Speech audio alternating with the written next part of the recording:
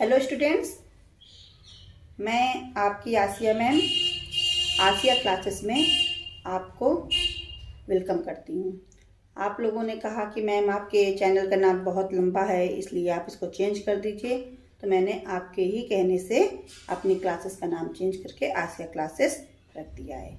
उम्मीद करती हूँ कि अब आपको कोई दिक्कत नहीं होगी और आपका हम ज़्यादा समय न लेते हुए हम वीडियो को स्टार्ट करते हैं। तो स्टूडेंट्स, अगर आपको हमारा चैनल का वीडियो पसंद आता है तो लाइक करिए, सब्सक्राइब करिए चैनल को और अपनी फ्रेंड्स के साथ शेयर करिए। तो हम आपको आगे आज नया चैप्टर पढ़ाएंगे, उत्तर प्रदेश का भौगोलिक परिदृश्य। हमने इसके एक नज़र डाला था इसके पहले एक परिचय के रूप में, लेकिन अब हम टॉपिक वाइज एक एक पॉइंट पर चलेंगे। तो लेट्स गो, स्टार्ट करते हैं। तो सबसे पहले हम देख लेते हैं कि हमारे प्रदेश उत्तर प्रदेश के भूभाग कैसा है। तो जैसा कि मैं पहले आपको बता चुकी हूँ कि उत्तर प्रदेश एक भौगोलिक स्वरूप इसका जो है क्या है, आज जो हमारे सामने 9 नवंबर 2000 को अस्तित्व में आया है। ठीक है, तो इसका भूगोलिक दृष्टि से अगर देखें तो ये प्राचीनतम गोंडवाना लैंड से बना हुआ है। गोंडवाना लैंड, अंगारा लैंड, यानी जो ये हमारे भारत का प्रायद्वीपीय भारत का जो भाग है, अगर हम पूरे भारत की बात करें तो पहले सिर्फ प्रायद्वीपीय भारत था, तो प्रायद्वीपीय भारत पे इसको गोंडवाना लैंड था। और उधर से यानी इधर आपका चाइना है, इधर आपका क्या था, अंगारा लैंड था। अंगारा लैंड और गोंडवाना लैंड दोनों तरफ से नदियां बह के आती थी। और जहाँ पर आज हमारा हिमालय पर्वत है, हिमालय पर्वत नहीं था, यहाँ पे टेथिस नाम का एक सागर बहता था। तो टेथिस नाम के सागर में लगातार मलबा दोनों तरफ से नदियां इकट्ठा करती गई और करते करते वो सागर एक दिन दब कर, और वहाँ पर कालांतर में वहाँ पर जो सागर था आज हमारे सामने हिमालय पर्वत के रूप में अस्तित्व में है।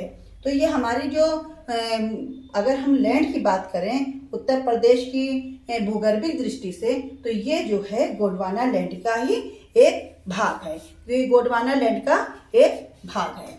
ठीक है,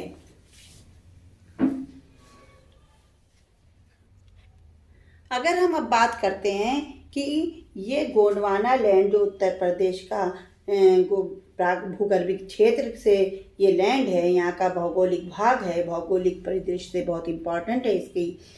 तो अगर हम बात करें इसका अक्षांशीय विस्तार क्या है, तो इसका अक्षांशीय विस्तार कुल जो है 6 डिग्री यानी 6 अंश 32 सेकेंड, क्योंकि 32 से आपको पता है कि जैसे ही 60 सेकेंड होते हैं वो मिनट में बदल जाता है और 1 मिनट की 1 डिग्री होती है, 1 अंश होता है। तो 32 सेकेंड उत्तर प्रदेश का अक्षांशीय विस्तार, टोटल कुल जो है 6 डिग्री 32 सेकेंड है। अगर हम इसके अक्षांशीय विस्तार की बात करते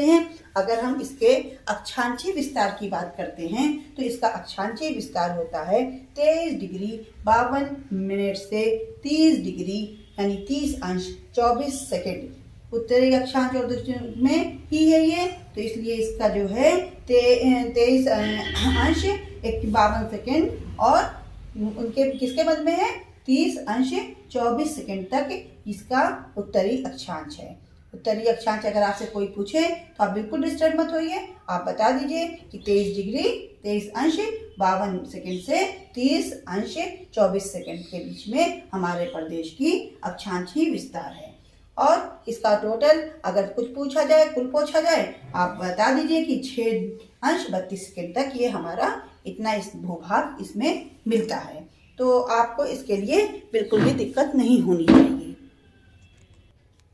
इसी तरह इसका देशांतरी विस्तार अगर कोई पूछ लेता है कि उत्तर प्रदेश आपका है, आपके उत्तर प्रदेश का देशांतरी विस्तार क्या है, तो आप बता दीजिए कि ये टोटल इसका 7 अंश 33 सेकेंड इसका हमारा क्षेत्र मिलता है। लेकिन अगर विस्तार पूछते हैं तो ये हमारा सिर्फ पूर्व में है, क्योंकि भारत एक पूर्वी देशांतर में है। जब पूर्वी देशांतर में भारत है तो भारत का ये एक राज्य है, तो ये भी पूर्वी देशांतर में ही हुआ।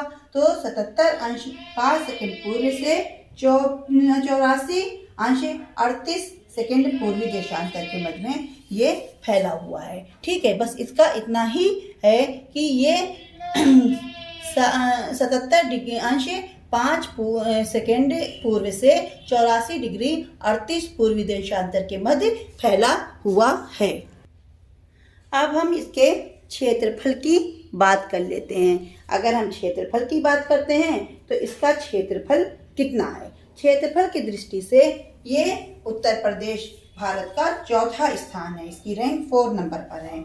और अगर हम इसकी बात करें कि इसके पहले कौन कौन राज्य हैं, तो हमारे देश का सबसे बड़ा राज्य हिमाचल अगर हमारे उसकी बात करते हैं कि सबसे बड़ा राज्य कौन सा है, तो सबसे बड़ा राज्य राजस्थान है। राजस्थान के बाद दूसरे रैंकिंग पे आता है मध्य प्रदेश, और मध्य प्रदेश के बाद अगर हम बात करते हैं कि किसकी बात होगी, तो मध्य प्रदेश के बाद इसकी बात हम करेंगे महाराष्ट्र की। तो पहले 3 नंबर पर राजस्थान, मध्य प्रदेश और क्या है, महाराष्ट्र है। और चौथे नंबर पर आपका यूपी उत्तर प्रदेश आता है, लेकिन जनसंख्या की दृष्टि से आपका उत्तर प्रदेश फर्स्ट रैंकिंग पर आता है, पहला स्थान रखता है। तो इसका क्षेत्रफल अगर देखें तो 2,40,928 वर्ग किलोमीटर इसका क्षेत्रफल है। इसका क्षेत्रफल उत्तर प्रदेश का कितना है? इसका क्षेत्रफल है 2,40,928 वर्ग किलोमीटर इसका क्षेत्रफल है। और ये भारत का कुल 7.33, इसका भी अगर ये 2,40,928 को अगर हम देखें भारत के कुल क्षेत्रफल में, तो ये सिर्फ 7.33% की साझेदारी करता है। अगर हम इसकी बात करते हैं कि इसका जो है इसके पहले के राज्य, तो इसके पहले के राज्य के विषय में अगर आपको पढ़ना है तो आप मुझे कमेंट्स कर दीजिएगा। कमेंट्स में मैं पढ़कर अगर आपको मुझे मिलेगा कि मैं भारत के परिदृश्य में इसको बताऊं, तो मैं इसके लिए एक क्लास अलग से बना दूंगी। ठीक है, अगर हम बात करते हैं उत्तर प्रदेश की लंबाई की, तो लंबाई में ये अगर पूर्व से पश्चिम की तरफ हम इसकी लंबाई पर जाएं तो ये होता है 650 क्या है, 650 किलोमीटर। इसकी लंबाई क्या है, पूर्व से पश्चिम की तरफ, यानी पूर्व से पश्चिम की तरफ अगर हम जाएंगे तो 650 किलोमीटर है। और अगर उत्तर से दक्षिण की तरफ जाएंगे तो इसकी चौड़ाई कितनी होगी, 240 किलोमीटर। 240 किलोमीटर क्षेत्रफल की दृष्टि से मैंने बताया कि ये आपका भारत में चौथा राज्य है रैंकिंग में क्षेत्रफल की दृष्टि से।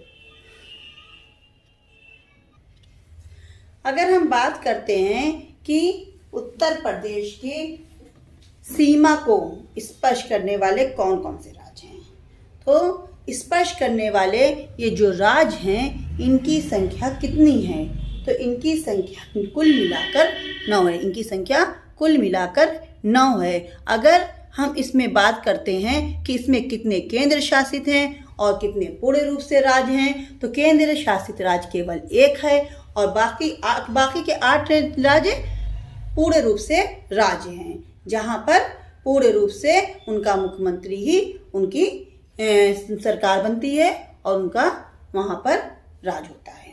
तो मुख्यमंत्री की हम बात ना करके अभी हम करते हैं, मुख्यमंत्री के लिए हम अलग से एक आपको बना के देंगे वीडियो।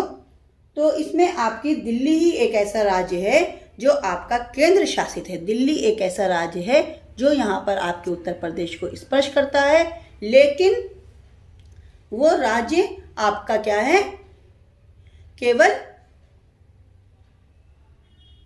वो केंद्र शासित है। ठीक है, इसके अलावा अगर हम बात करते हैं पूर्ण रूप से स्पर्श करने वाले राज्यों की, तो सबसे पहले हिमाचल प्रदेश आता है। हिमाचल प्रदेश, राजस्थान, मध्य प्रदेश, हरियाणा, छत्तीसगढ़, झारखंड, बिहार, उत्तराखंड और दिल्ली, ये कुल मिला के 9 राज्य हैं, जिसमें से दिल्ली केंद्र शासित है। आप इसको अच्छी तरीके से समझ लीजिए कि दिल्ली केवल स्पर्श करने वाला वो राज्य है जो केंद्र शासित है, और बाकी के 8 राज्य जो हैं वो पूर्ण रूप से राज्य के रूप में उनका गठन है। ठीक है, तो केंद्र शासित के बारे में मैंने आपको बहुत अच्छे से बता दिया है। और इस सीमा, इसकी सीमा जो है DME में बता दूं कि दिल्ली की जो सीमा है गाजियाबाद और गौतम बुद्ध नगर से लगी हुई है। इसके बारे में मैं अभी सारे राज्यों के बारे में इस चर्चा करूंगी। तो हमने ये बात तो कर ली कि स्पर्श करने वाले सीमावर्ती राज्य कौन कौन से हैं। तो सीमावर्ती देश कौन सा है जो हमारे यूपी को स्पर्श करता है, तो इसकी अगर हम बात करते हैं तो नेपाल एक ऐसा देश है जो हमारे उत्तर प्रदेश की सीमा को स्पर्श करता है। नेपाल